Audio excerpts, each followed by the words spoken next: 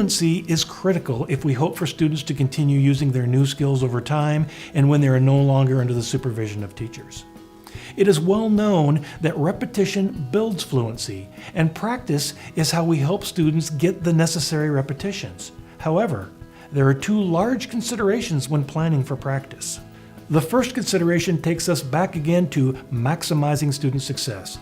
We do not want students practicing errors, and we do not want practice to send a signal to the student that he or she is not successful. The other consideration is with the degree to which the practice is natural enough to set the student up to continue using the behavior when they leave the instructional setting. Some of this is addressed in the selection and sequencing of effectively relevant examples, but we can also address this in how we design and promote practice. While there's really no such thing as instruction without errors, the teacher's goal should be to create instruction in a manner that maximizes the probability of student success. The more successful a student is with any part of instruction, the more he or she will develop confidence and want to continue. In fact, high rates of success provide the best predictor we have of future performance. So, it is the teacher's responsibility to develop full lessons that are planned to maximize success and minimize error.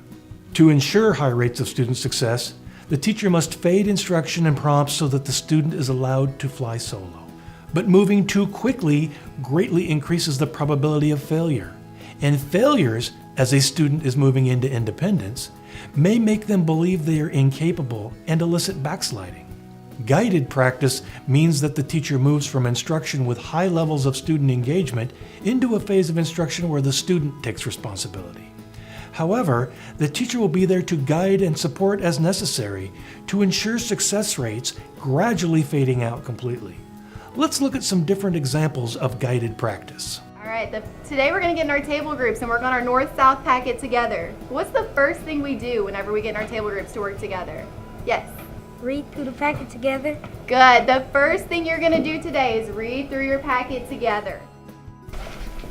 So I need you guys to go through and find a character that you can identify with, and I'd like you to make a T-chart. I want you to explore how that character reminds you of yourself. Okay? When considering guided practice, there are three big ideas. First, we know that the teacher's instruction has to fade at some point, but we want to fade gradually enough that the student maintains success. Second, guided practice is really just practice with the addition of carefully placed prompts and reminders to facilitate that success.